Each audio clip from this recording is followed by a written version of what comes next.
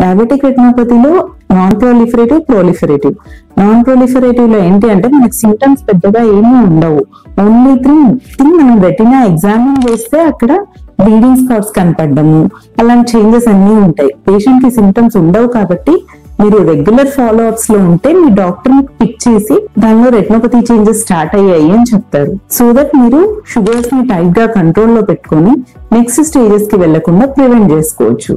And non proliferative diabetic రెటినోపతిలో కూడా ఒక్కొక్కసారి మధ్య భాగంలో ఎక్కడైతే మన ఇమేజ్ ఫామ్ అవుతుందో అక్కడ ఫ్లూయిడ్ చేరొచ్చు. ఆ ఫ్లూయిడ్ ఉండడాన్ని డయాబెటిక్ మాక్యులర్ ఎడిమా అంటారు. దాన్ని మనం ఓసిటీ అనే టెస్ట్ చేసి మాక్యులర్ థిక్నెస్ ఎంత ఉంది అనే దాన్ని బట్టి దానికి ట్రీట్మెంట్ చేయాల్సి ఉంటుంది. మోస్ట్లీ అది ఇంట్రావిట్రియల్ ఇంజెక్షన్స్, అంటే కంటిలోకి ఒక ఇంజెక్షన్ చేసి 4 weeks తర్వాత రీఎవాల్యుయేట్ చేస్తాము.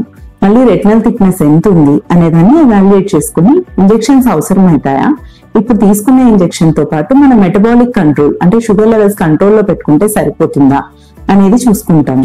అదే ప్రొలిఫరేటివ్ డయాబెటిక్ రెటినోపతి స్టేజ్ లోకి వెళ్ళిపోయింది అంటే మన రెటినోపతి బాగా ప్రోగ్రెస్ అయిపోతుంది, షుగర్ లెవెల్స్ బాగా కంట్రోల్లో పెట్టుకోవాలి అని అర్థం. అప్పుడు అసలు ప్రొలిఫరేటివ్ డయాబెటిక్ రెటినోపతిలోకి వెళ్ళింది అని ఎలా తెలుస్తుంది? డాక్టర్ మీ ఫండస్ ని చెక్ చేసినప్పుడు అందులో ప్రొలిఫరేటివ్ చేంజెస్ ఉంటాయి. తను దాన్ని ఐడెంటిఫై చేసి ఒక ఇన్వెస్టిగేషన్ చేస్తారు. ఫండస్ ఫ్లోరోసిన్ యాంజియోగ్రఫీ అంటారు. దీనిలో బ్లీడింగ్ బ్లడ్ వెజల్స్ ని పిక్ చేస్తాం అన్నమాట. దాన్ని బట్టి అక్కడ ఉన్న చేంజెస్ ని బట్టి లేజర్ ని అడ్వైస్ చేస్తారు. ఈ లేజర్ ఫోటోకోయాగులేషన్ అనేది ఓపీడీ బేస్డ్ ప్రొసీజర్. సో దీన్ని మీరు సేఫ్ గా చేయించుకోవచ్చు. ఫర్దర్ బ్లీడింగ్ ఛాన్సెస్ ని మనం తగ్గించుకోవచ్చు.